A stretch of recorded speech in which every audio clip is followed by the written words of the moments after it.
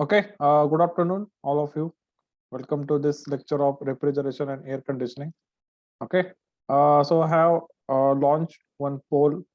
So it is regarding the questions. So questions are there regarding our last lecture related to psychrometry. Okay, please do attend. In last few lectures, we have started psychrometry. We have seen what is psychrometry. Then we have seen what are the basic processes of psychrometry. So in last few lectures, we started with sensible heating, sensible cooling, etc., etc.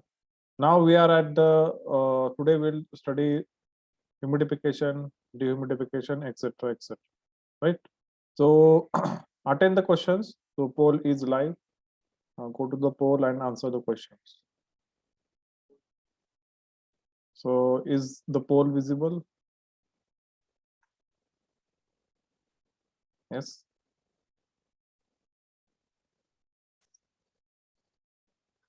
Yes. So go to the poll. Try to answer all the questions. Right. Totally 3 questions are there.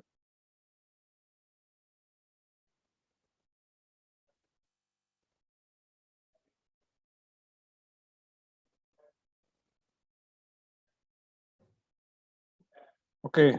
So others also attend. Only one student have attended.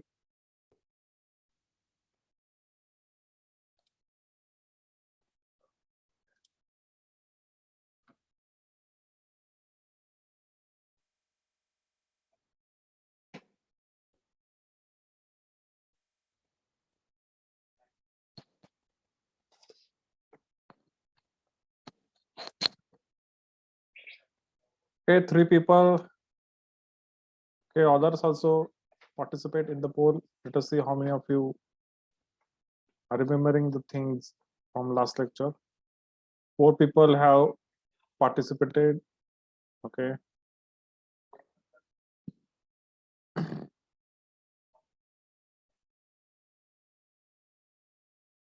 So again,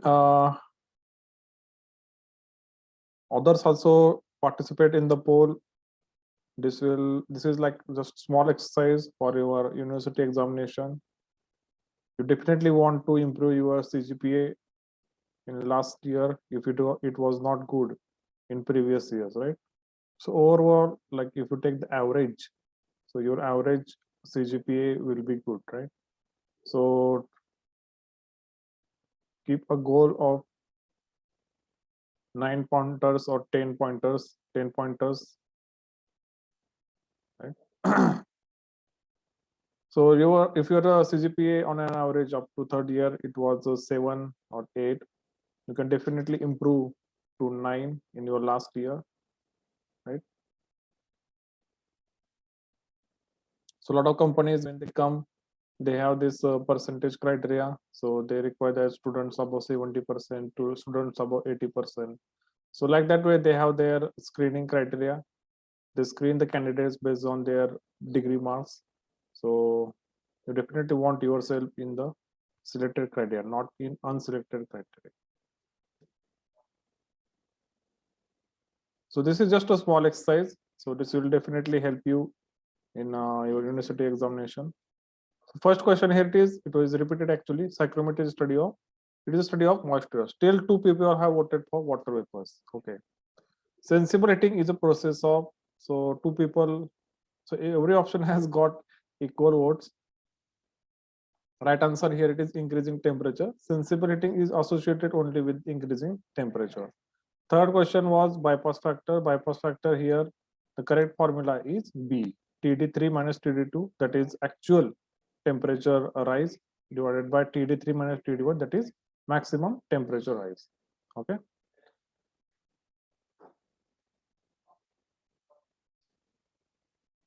Okay, so total 11 people have participated out of 20. Others also participate. So anyway, I have declared the results. So there is no point now in participating. So I'll end the poll and then we can start the lecture, right? So I'm sharing the results. You can see your results or whatever choice you have given. You can see your marks also. Okay.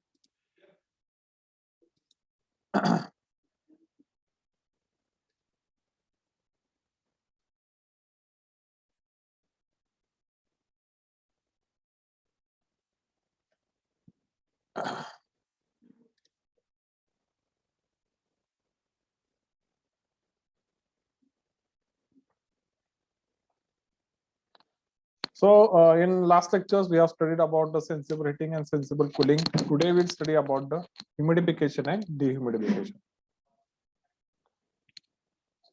Okay.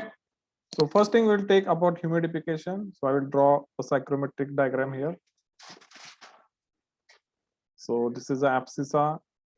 On abscissa, we have dry bulb temperature. This is ordinate. Here we have specific humidity. Then third border here, it is of the saturation line or 100% RH curve.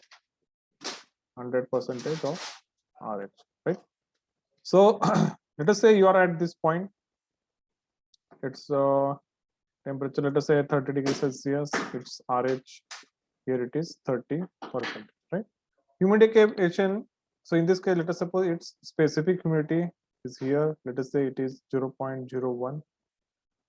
So humidification means adding humidity or adding moisture. So when you add water vapors into the given sample of air, in that case, the total water content increases. So that is the process of humidification. You are adding water vapors or water content into the atmosphere. So in that case, the specific humidity only increases. So let us say this is 0.1, it will reach to 0.2. Okay, so 0.2 again, if you see on psychrometric chart, it will have a specific humidity different, let us say 0.02, and it will have different relative humidity also. Let us say that will be 80%. So this is the process of humidification. We are adding moisture to the air, hence its specific humidity as well as its relative humidity also increases, right?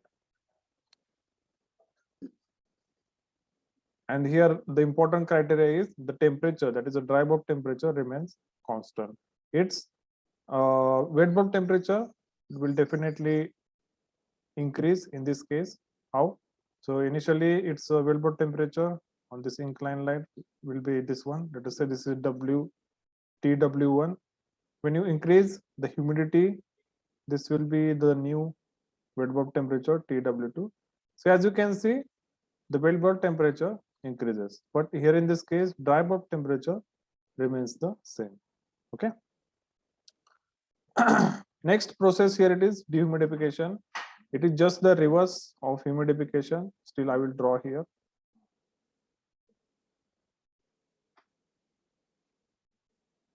So this is again abscissa. This is ordinate, and then there is a saturation curve. Okay. So this is DBT. This is specific humidity. This is 100% RH curve or saturation curve. So again, there will be a 0.2 or 0.1 here in this case. This will be 0.1. It's initial relative humidity. Let us say it was 70%, right? And initial specific humidity was, let us say, W1. Initial dry bulb temperature, let us say it was 40 degrees Celsius. Okay. Now, this is a typical coastal weather. Temperature is higher as well as the relative humidity is higher, 70% relative humidity and 40 degrees Celsius. Now, what I will do, I will go for the dehumidification. In dehumidification, we are removing the water content or the moisture content in the air, and we get a less specific humidity and less relative humidity. Okay, so here in this case, I will decrease the water content. I will reach, let us to this point. This is 0.2. Here, I will have a different RH value. Let us say that is 40%. I will have different specific humidity value. Let us say that is W2. Okay, but in this case, the DBT remains constant. So both in humidification and dehumidification, the DBT, dry bulb temperature, remains constant.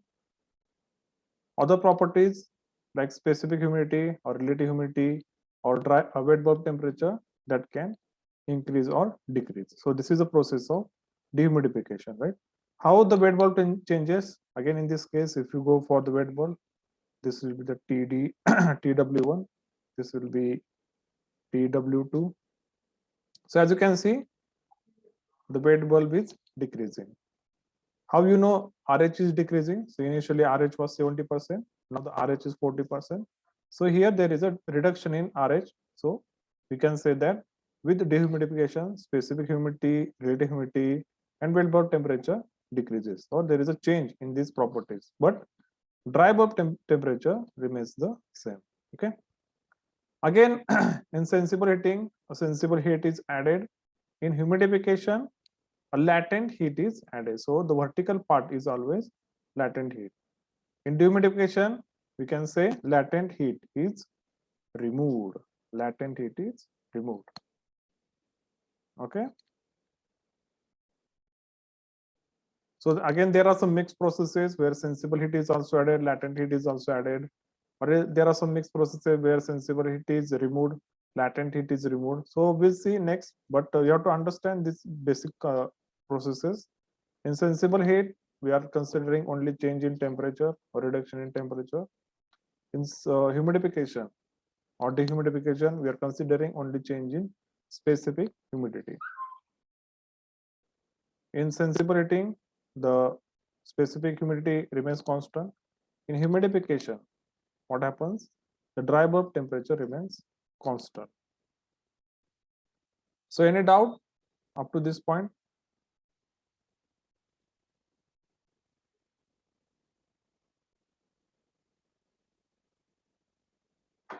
Yes, any doubt?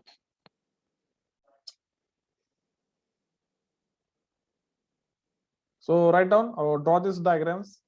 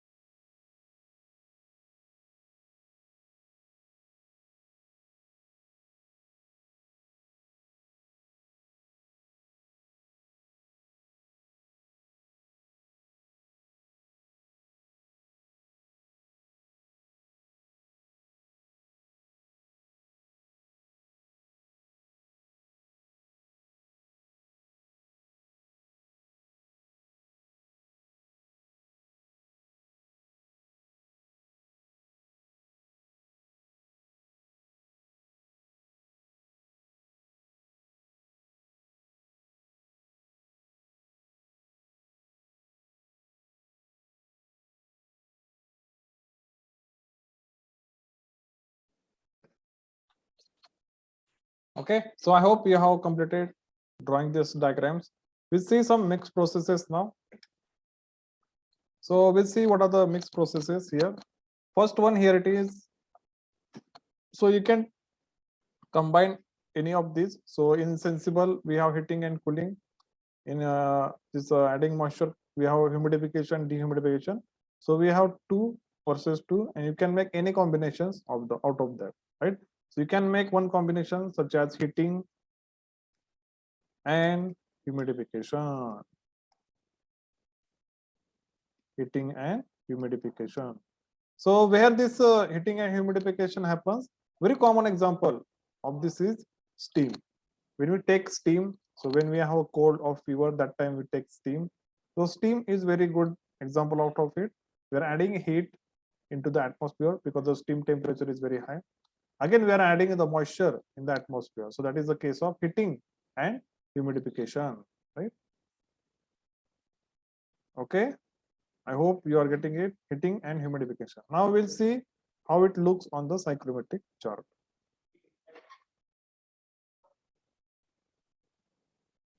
heating and humidification. Right? So on abscissa again we have dry bulb temperature. On ordinate we have specific humidity. Right now we'll point. Right, we have to increase the temperature. Right, and we have to increase the humidity also. Right, so I'll take a low temperature value. Let us say low temperature and low humidity value. That is 0.1 here. Now 0.1 will have some RH value, right? Right. It will have a specific humidity value. Now what we have to do? We have to go in this direction for heating. We have to go in this direction for increasing the specific humidity, right? So let us say I follow this path, right? And I reach the temperature 2. Okay. Now you can see here the specific humidity has increased to W2. Again, there may be another RH. So this is RH1, this is RH2. Okay. So this is the process of heating and humidification. We are increasing the temperature. How we are increasing the temperature? So initially this was the TD1, and finally here we have TD2. So we are increasing the temperature. Humidification means we are increasing the specific humidity, that is the W value. Initially it was W1, after it is W2, right?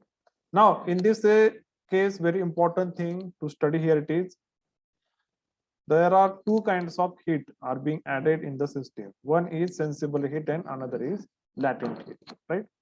Now what, remember what I told you, the horizontal part is always sensible heat. So let us say this intersection point here, it is A. So this much sensible heat I have added, right? And this much latent heat is added, right? So total heat added here, Q will be equal to sensible heat plus latent heat. So you have to add sensible heat as well as you have to add latent heat. Then and then you can reach to point number 2. Okay, is that clear? Now next process will take heating as well as dehumidification. Heating as well as dehumidification. Now where this process is added, this is very common process of drying. Whenever we want to dry some products, in that case we are increasing the temperature as well as we are removing the humidity or the moisture content from that product. So let us say I want to make banana wafers, right? In that case, what is happening? I am increasing the temperature and I am removing the moisture content, right?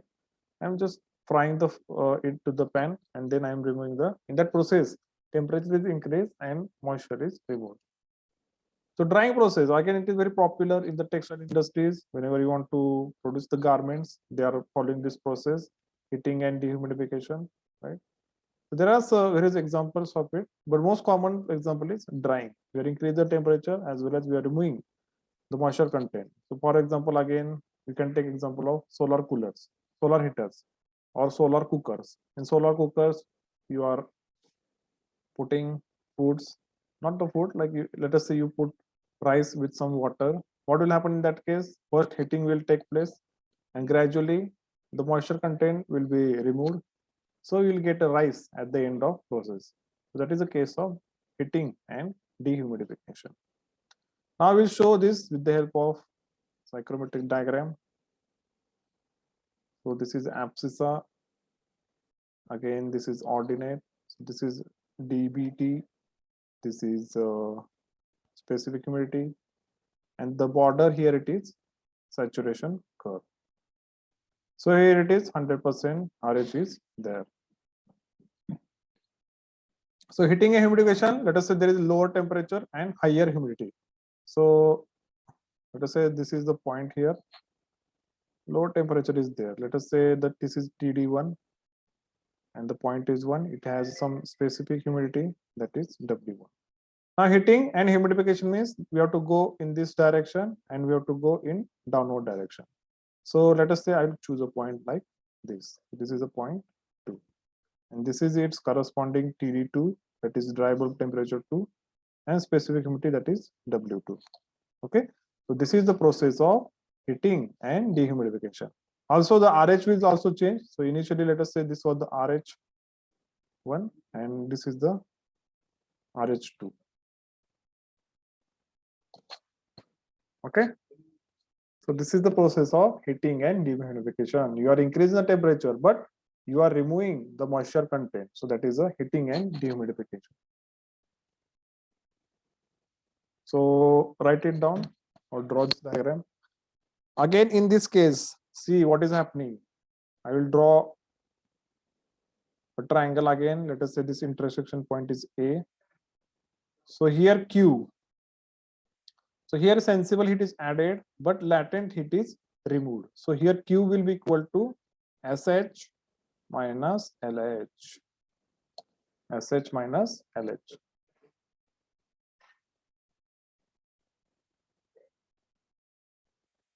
Right. So you are increasing the specific humidity as well as you are removing the latent heat.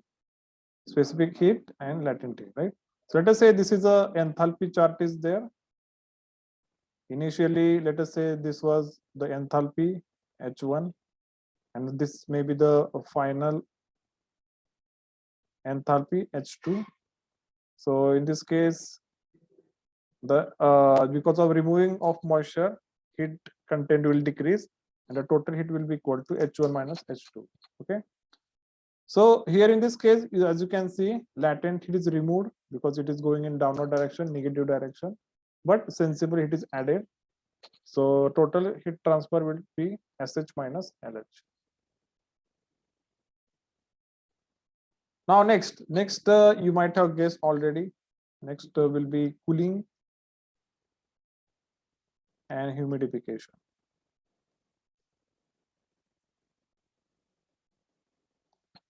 That means you are reducing the temperature as well as you are adding the moisture content, right?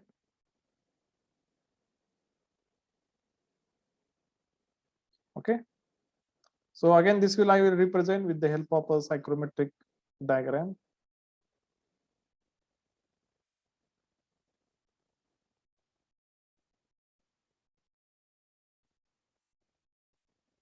So on abscissa, we have dry bulb temperature. On ordinate, we have specific humidity. So as this is a cooling process, I will take some higher temperature and less humidity, right? So I will take this temperature. So let us say this is a TD1, initial dry bulb temperature. This is a initial specific humidity. So cooling and dehumidification means, cooling means I have to go into this direction, reverse direction, and humidification means I have to go in upward direction. So this may be the case here. This is a point 2. So this is point 1. So as you can see, new temperature dBT will be this one, TD2. New specific humidity will be this one, W2. Right? This is the process of cooling and humidification. You are decreasing the temperature, but you are increasing the specific humidity. Definitely RH will change, right? So initially this was RH1. This may be, let us say 20%. This is RH2, which may be 60%, right? That way relative humidity also will increase.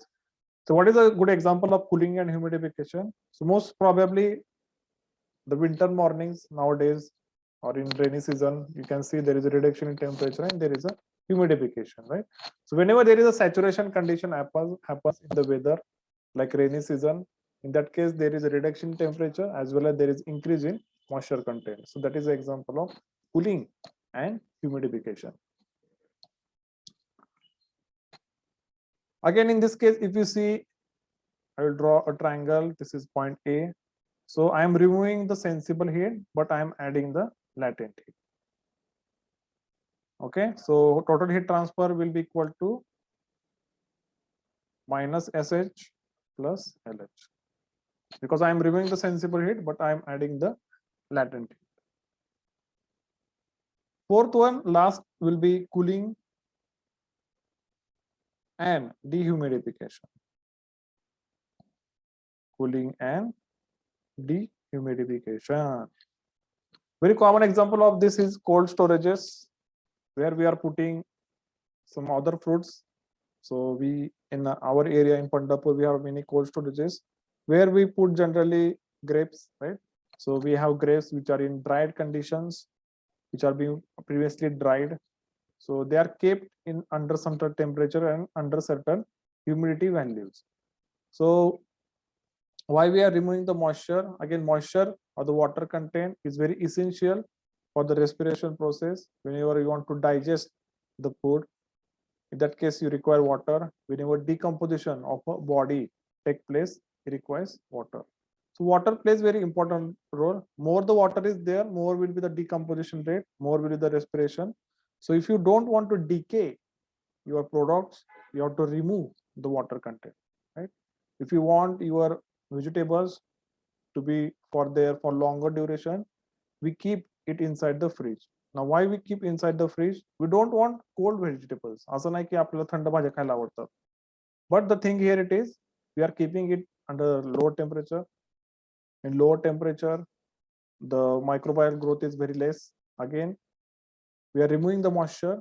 So that is why we have lower water content, and at lower water content, the decay rate is very low. So there is a process of cooling and dehumidification. Now you might have observed at the back of your fridge, there is a pan, right? And the pan collects the water content. Now from where this water content comes, it has been taken from the whatever goods and vegetables we have put inside the fridge. So slowly we are removing the water content and we are doing the process of cooling and dehumidification, right?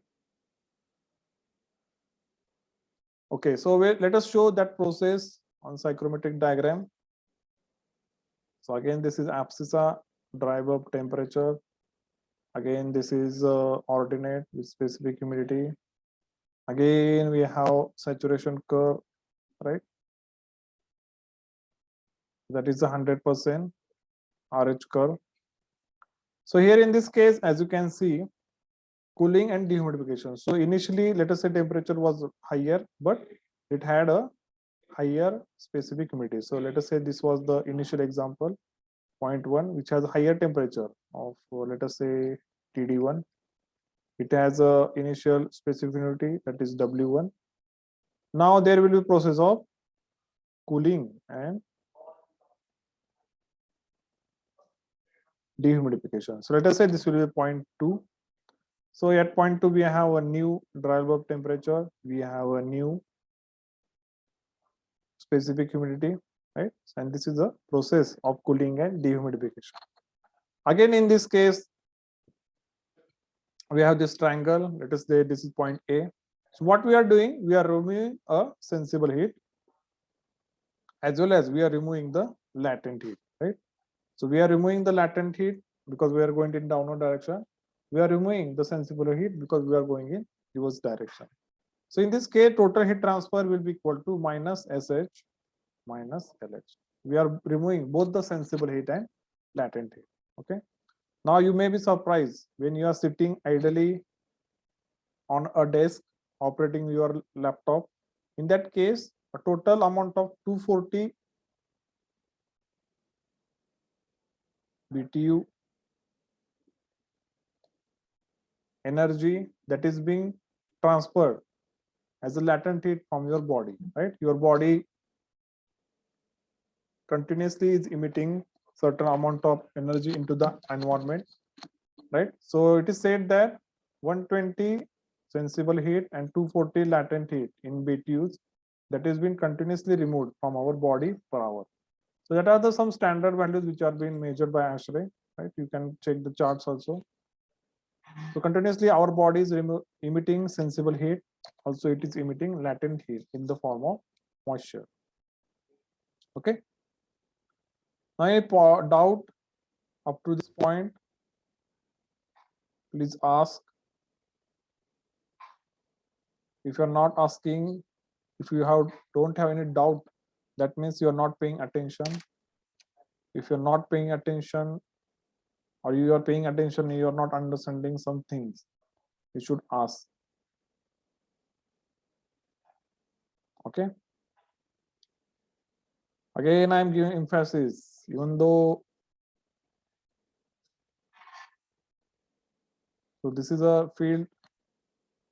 This is a core field of mechanical engineering, refrigeration, air conditioning. You may get a core job into this field. Even if you go into the IT industries, you will eventually come across the project which requires a sound knowledge of refrigeration, right? And this is ever growing field because the world is requiring more and more ACs or air conditioning units. This demand will grow, right? So like automobile, it faced extinction because of electric vehicles. It will not happen in the case of air conditioning, right? Unless there is a ice age again. जोपर्यंत परत ice age वेळ येत नाही तोपर्यंत तरी I think there will be an increasing demand for the air conditioning units. Not only air conditioning unit, refrigeration has its applications in various food processing plants, right? Storage units, etc., etc.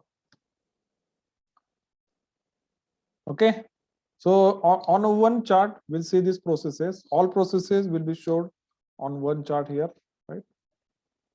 So I'll draw a big psychrometric diagram here.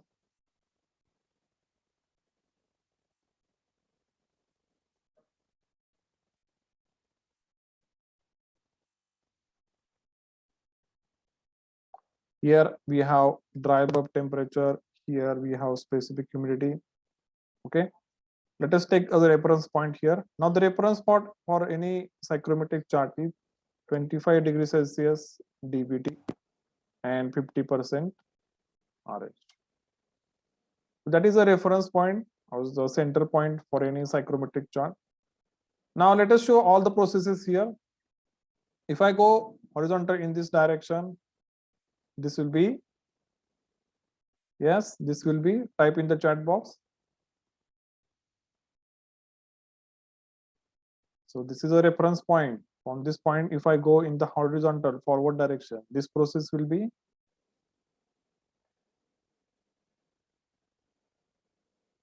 yes, type in the chat box your answers. So we are at this reference point. I am going in horizontal direction. This process will be what?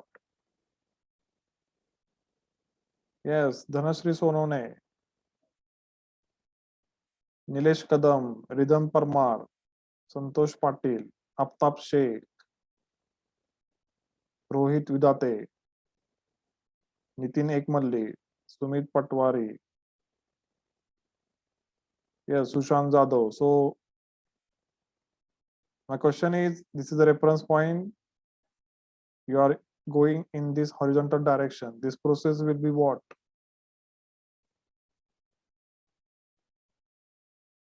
Yes, anybody want to guess?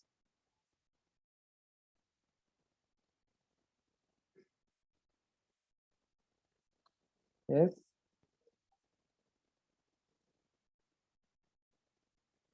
So this process, as we have studied, this will be sensible heating, right? As I go in reverse direction, this will be sensible cooling. If I go in horizontal or sorry vertical direction, this will be humidification. If I go in downward direction, this will be dehumidification, right? Now, if I increase the temperature and increase the humidity, so this will be heating and humidification, H and H. If I increase the temperature but decrease the humidity, so this will be heating and dehumidification. If I reduce the temperature and reduce the humidity, so that will be cooling and dehumidification. Again, if I increase the humidity but I decrease the temperature, so this will be cooling and humidification. So write down this diagram, or also draw this diagram. 100% RH, this will be saturation curve. Okay, so on one chart I have shown all the processes, right? So basic processes are sensible heating, sensible cooling, humidification and dehumidification. In between them, you can show any processes. If you are increasing the temperature and increasing the humidity, so we'll have heating and humidification. If you are increasing the temperature but reducing the humidity, so we'll have heating and dehumidification. If you are reducing the temperature, reducing the dBT and reducing the humidity as well, you have cooling and dehumidification. If you are reducing the temperature as well as your but you are increasing the humidity. So in that case, that will be cooling and humidification. So like that way, these are the processes which are shown on a psychrometric diagram.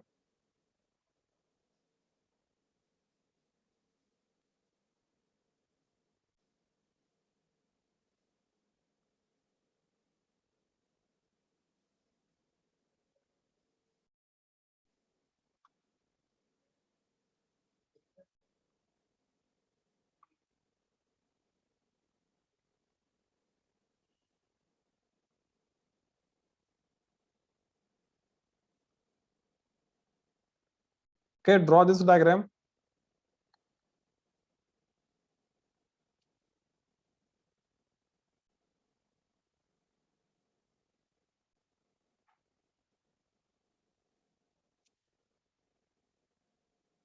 Okay. Now, very important thing here it is evaporative cooling. Okay. So what is evaporating cooling? Very common example here it is the water cooler.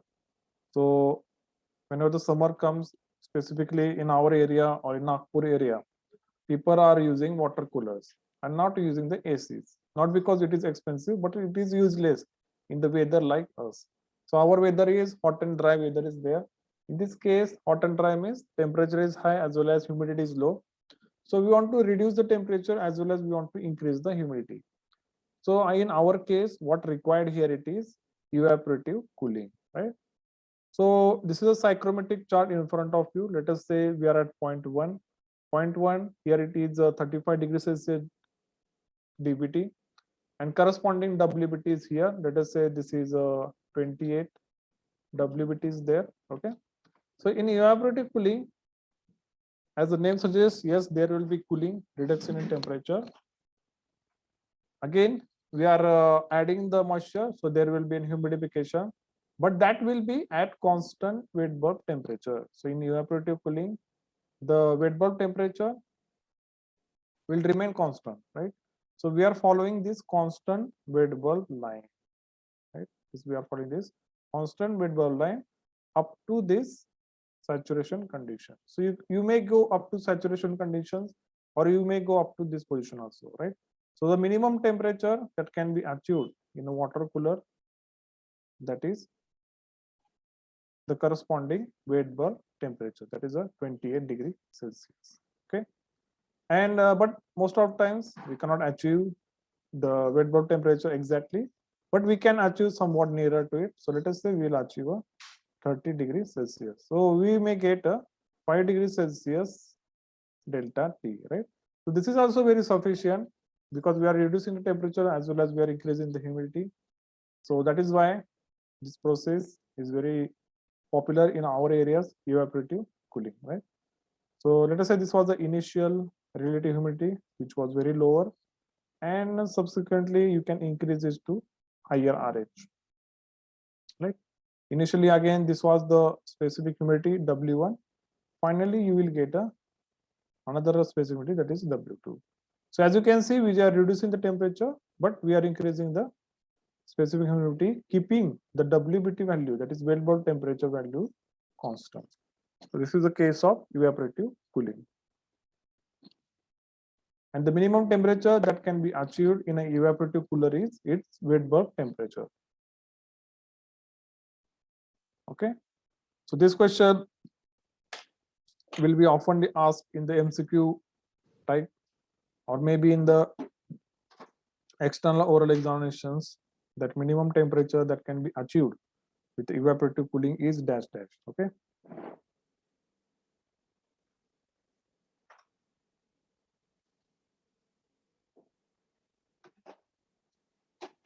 So these are some examples of what we have studied up to this point.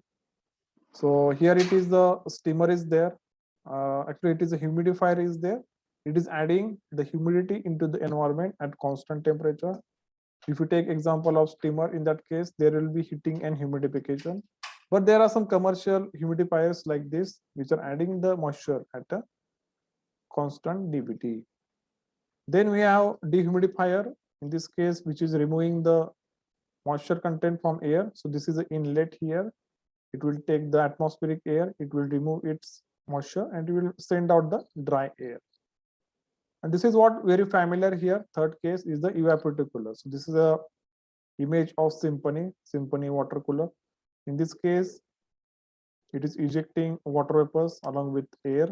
So the purpose of it is cool and humidify the atmosphere around it, but it is achieved at a constant wet bulb value. So that is why it is called as evaporative cooler.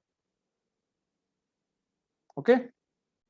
So this was about the processes which are taking place on a psychrometric chart. We have seen all the processes today. In next lecture, we'll solve the numericals, right? So we'll start the numerical part in next lecture, right? So I think this is sufficient for today. Or if you want to continue, we can continue. Right? Very small concept is there. First we'll see that and then we can stop. So next concept here it is sensible heat factor. So sensible heat factor is the ratio of sensible heat and total heat. Okay. This will be very important term which will be used in upcoming lectures. Sensible heat factor. So it is a ratio of sensible heat to the total heat. Total heat is comprising of sensible heat and latent heat. Okay. So this formula will be SH divided by SH plus LH or SH divided by TH, that is total heat. So there is a diagram here. You can see this is a psychrometric chart is there. So let us say initially this was a condition of 0.1. It had a specific humidity W1, TD1 as a dry bulb temperature. Now we have reduced the temperature as well as we have reduced the specific humidity. We reach at 0.2, right? So in this case, what is happening? I am removing the latent heat as well as I am removing the sensible heat, right? So this is the process of cooling and dehumidification. So here, what will the SHF, sensible heat factor? This sensible heat divided by sensible heat plus latent heat. Okay. So see here, sensible heat will be equal to HA minus H2, right? HA minus H2. Latent heat will be equal to H1 minus HA, right? Where are this H1 and HA? These are on this enthalpy scale, right? You have to follow the constant enthalpy lines and you will get a value. So total heat will be equal to SH plus LH, which will equal to HA minus H2 plus HA minus HA. HA will be cancelled and this will be H1 minus H2, right? So the total heat transfer will be equal to H1 here minus H2, right? So the formula for SHF will be equal to HA minus H2, that is sensible heat, divided by H1 minus H2, that will be total heat. Okay. So write down the formula for SHF. Sensible heat factor is the ratio of sensible heat divided by total heat.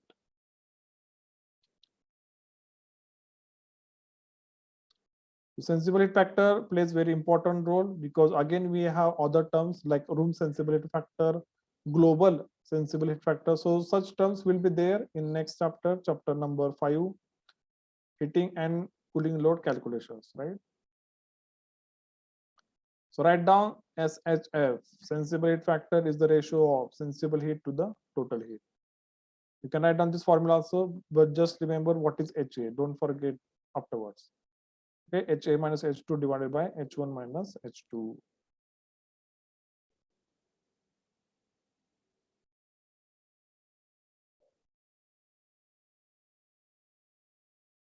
Okay, so with this we'll stop today. Please enter your attendance in the chat box. But again, I am saying this: if you are not asking questions, which means obviously you are not understanding anything. If you're not understanding anything, please ask, right? Because afterwards, if you even try to read the book of refrigeration and air conditioning, you won't go further, right? You will close the book within 5 minutes. So that is why we are taking lectures here, and if you have any doubt, please ask. Okay, so put your attendance in the chat box, then we can stop.